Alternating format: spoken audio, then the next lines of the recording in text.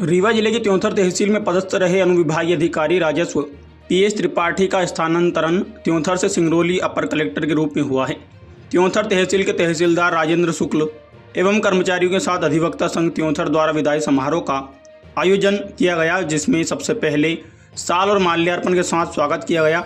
अपने उद्बोधन में त्रिपाठी जी ने सबके सहयोग एवं समन्वय के साथ किए गए कार्यों की जमकर सराहना की।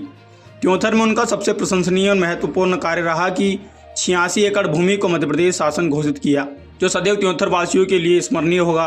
मंच पर अधिवक्ता संघ त्योंथर के पूर्व अध्यक्ष ब्रह्म नारायण शर्मा, तहसीलदार राजेंद्र शुक्ल, कैलाश द्विवेदी, उपाध्यक्ष द्वितीय कर्मचारी संघ अधिवक्ता संघ त्योंथर अध्यक्ष राज बहादुर सोलंकी, नायब तहसीलदार वीरेंद्र द्विवेदी, पत्रकार दिनेश द्विवेदी, कमलेश शुक्ला, दिनेश सिंह बरहा, पटवारी संघ अध्यक्ष नागेंद्र साहू, अधिवक्ता कौशलाधीश पांडे, मंच का कुशल संचालन कोषाध्यक्ष अधिवक्ता संघ त्योंथर कृष्ण तिवारी द्वारा किया गया।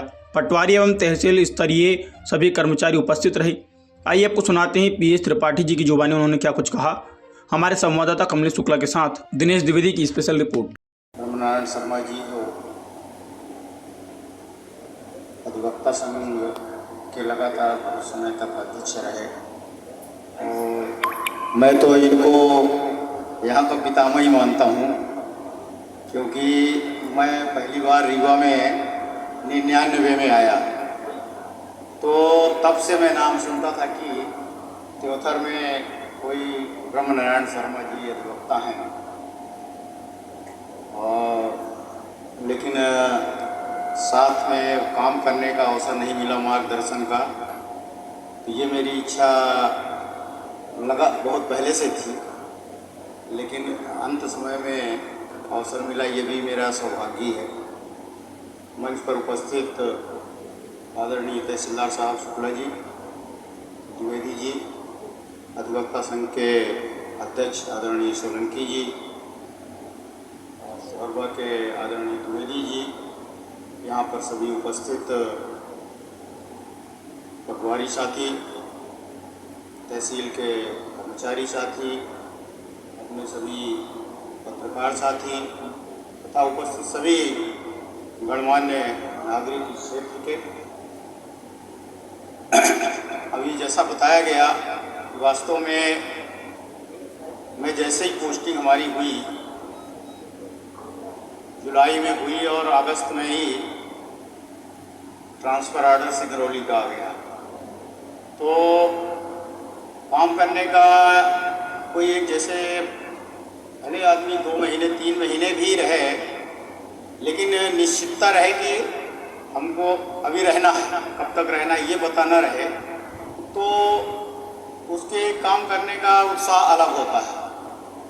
लेकिन अगर उसको ये रहे कि मैं 1 हफ्ते में चला जाऊंगा या 10 दिन में चला जाऊंगा, तो काम करने का वो फ्लो नहीं बनता, उत्साह नहीं बनता, या आदमी कोई लंबी योजना नहीं बना पाता, योजना बना के काम नहीं कर पाता।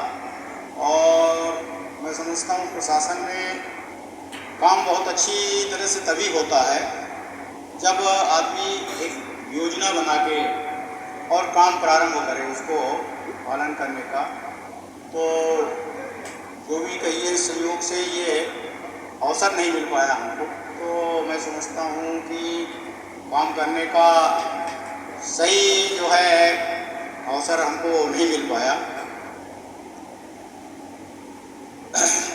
त्योंथर के बारे में एक तो जैसे बहुत सी भ्रांतियाँ थी, लेकिन मेरे मन में कभी भ्रांति नहीं थी कि त्योंथर बहुत कठिन है।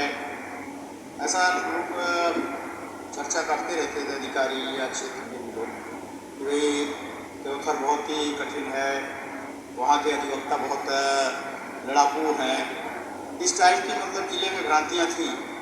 लेकिन मैं तो कभी नहीं मानता था कि त्योंथर ऐसा कुछ होगा, क्योंकि मैं सुनता रहता था, और यहाँ पदस्थापना की मेरी पहले भी कई बार इच्छाएं हुई थी।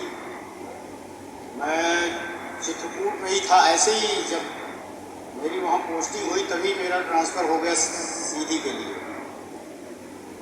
तो ये हुआ कि भाई अब सीधी नहीं जाना है, तो रीवा ही करा लेते हैं। उस समय मैंने कोशिश किया कि त्योथर ट्रांसफ़र कर लिया था।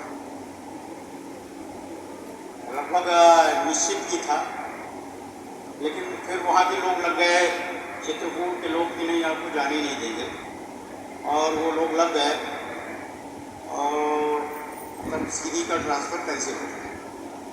तो चित्रकूट फिर मैं 2.5 साल रहा। ये चूँकि हमारे यहाँ प्रयागराज से और कहिए कि प्रतापगढ़ वगैरह से भी बहुत जुड़ा ही हुआ एरिया है, एक तरह का उसका है।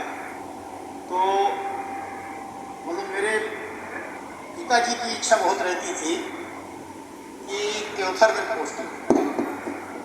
वो हमेशा कहते थे कि भाई त्योथर ट्रांसफ़र क्यों नहीं कराते, त्योथर ट्रांसफ़र नहीं हो सकता है क्या। तो अब उनका स्वार्थ ये है कि भाई नज़दीक जितने रहेंगे तो उतनी बार आएंगे, जितनी जल्दी आएंगे, कोई भी जल्दी आवश्यकता पड़ेगी, ज़रूरत पड़ेगी तो तुरंत आ जाएंगे। ये उनका अपना सोचना था या स्वार्थ कहिए जो भी। तो मैं भी यही कहता था कि देखेंगे, कभी आएंगे जरूर, कभी न कभी होगी कोई। तो एसडीएमशिप में अंतिम उसमें समय में यहाँ पर अवसर मिला काम करने का, ये मेरा सौभाग्य है। और बहुत अच्छा माहौल, मतलब हम तो खैर ऐसा कभी मानते नहीं थे कोई ऐसी